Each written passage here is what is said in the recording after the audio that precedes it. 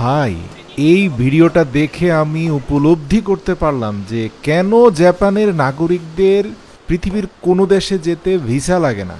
দেখুন, এই 1 মাসের কনক্রিট কনস্ট্রাকশনের কাজটা মাত্র 2 দিনে তারা করে ফেলল। বিশ্বাস করুন, এরকম অভিনব টেকনিক আমি আমার জীবনে কখনো কল্পনাও করিনি। মূল কথাটা বলি, এই যে একটা ড্রেনের চারপাশ ঢালাই করে সেটাকে পাকা করতে হবে, কারণ প্রতি বছর পাহাড়ি ঝর্ণা থেকে নামা পানি পাহাড়কে ক্ষতিগ্রস্ত করছে, এমনকি পাহাড় ভেঙে কিছু মানুষ নিহত হয়েছে। তাই সরকারের উদ্যোগ হচ্ছে পাহাড়ের উপরের যে ড্রেনগুলো দিয়ে পানি নামে বর্ষার সিজনে সেগুলো পুরোটাই ঢালাই করে কনক্রিটের পাকা করে দিতে হবে, যেন পাহাড় ধসের সৃষ্টি না হয়। এখন হাতে সময় আছে মাত্র 5 দিন, কাজ হচ্ছে 1 মাসের। সেই পাহাড়ের উপর থেকে নিচ পর্যন্ত পুরো ড্রেনগুলোই পাকা করে ফেলতে হবে। তাই এ দক্ষ টিমের যে প্রধান সিভিল ইঞ্জিনিয়ার, তিনি তাৎক্ষণিকভাবে রাতে 5 ঘন্টা গভীর চিন্তা ভাবনা করে আগের দিনের পুরো প্রজেক্টের ম্যাপিং করে তিনি এক অভিনব পদ্ধতি আবিষ্কার করলেন। তিনি শক্তপোক্ত মজবুত কাপড়ের একটা ফ্রেম তৈরি করলেন এবং এই কাপড়ের ফ্রেমটাকে এমনভাবে সেলাই করা হলো যেন এর ভেতরে কনক্রিটের ঢালাই ইনজেক্ট করলেও এই সেলাইগুলো ছুটে না যায়, কাপড়গুলো ছেড়ে না যায়। এরপরে তার অভিনব এই কাপড়টা পাহাড়ের উপর থেকে নিচ পর্যন্ত যে ড্রেন আছে, ড্রেনের ডান বাম 2 পাশ এবং গ্রাউন্ড লেভেলে বিছিয়ে দিলেন। তারপরে চারপাশ থেকে রেডিমিক্স, কেননা আপনারা জানেন যে যেখানে কনক্রিট থাকে, সিমেন্ট থাকে, বালি থাকে, এবং এই রেডিমিক্সগুলো ক্যাননের সাহায্যে, অর্থাৎ স্বয়ংক্রিয় যে ক্যানন পুশার আছে যেটা খুব স্পিডে ঢালাইগুলোকে পুশ করতে পারবে, এরকম ক্যানন অ্যাডজাস্ট করে দিলেন রেডিমিক্সের মেশিনের সাথে এবং এই কাপড়ের ফ্রেমের সাথে। এবার দেখুন ড্রেনের যেখানে যেখানে কাপড় বেছানো আছে কি চমৎকার ভাবে সেলাইয়ের ঘাঁজে ঘাঁজে ঢালাই ঢুকে যাচ্ছে।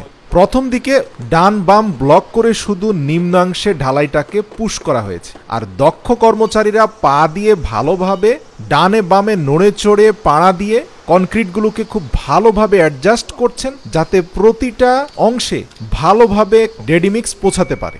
ব্যাস, নিম্নাংশ পুরোটা ঢালাই হয়ে যাওয়ার পরে সুতা খুলে দিয়ে এবার ডান বামের যে দেয়াল, ড্রেনের শক্ত মজবুত দেয়াল নির্মাণের জন্য এবার সেখানে ক্যাননটাকে ফিট করা হলো, এবার সেখানে রেডিমিক্স প্রবেশ করানো হলো। ভাবছেন এখানেও তো কষ্ট কম না? আরে ভাই, আপনি একবার ভাবুন তো, পাহাড়ের উপর থেকে নিচ পর্যন্ত পুরোটা ড্রেনের নিচের অংশ ডান বাম আলাদাভাবে আমাদের দেশীয় স্টাইলে কাঠের ফ্রেম করে ঢালাই করতে গেলে কি পরিমাণ সময় লাগতো, অথচ দেখুন একটা কাপড়ের ফ্রেমের ভেতরে রেডিমিক্স ঢুকিয়ে কিভাবে 30 দিনের কাজ মাত্র 2 দিনে করা হচ্ছে। আর এই কর্মচারীদের পরিশ্রম নিয়ে যদি আপনি ভাবেন তাহলে চিন্তা বাদ দিয়ে দেন। প্রচন্ড গরমে তাদের শরীরের ভিতরে কিন্তু এসি চলছে, তাদের গায়ে যে এয়ার কন্ডিশন জ্যাকেট আছে, এই জ্যাকেট বাইরের গরম আবহাওয়া শরীরের ভিতরে ঘাম জন্ম দিতে দেয় না।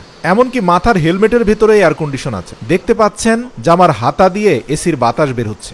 সুতরাং এই কঠিন পরিশ্রমও তাদের কাছে কষ্টসাধ্য মনে হবে না, কারণ প্রযুক্তি আর বিজ্ঞানের চূড়ান্ত মেধা মহান আল্লাহ তাআলা এই জাতিকে দিয়েছেন। এবার আসুন পুরো কাজের আউটপুট দেখাই। 30 দিনের দীর্ঘ কঠিন একটা পাহাড়ি সরু রাস্তাকে দীর্ঘ 30 দিনে যেখানে পাকা করার কথা, সেখানে 2 দিনে ফেব্রিক্সের ভিতরে রেডিমিক্স ঢুকানোর ফলে কি হয়েছে দেখুন।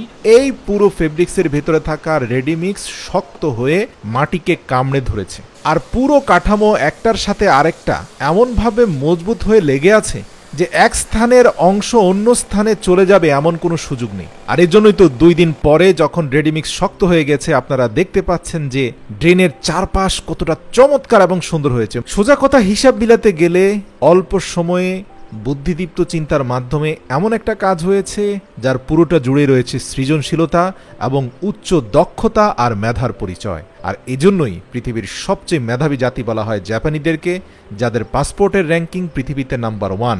যে দেশেই তাদের পাসপোর্ট হোল্ডারদেরকে দেখা হয়, পাসপোর্ট দেখেই বলে, স্যার আপনি আসুন আমাদের দেশে।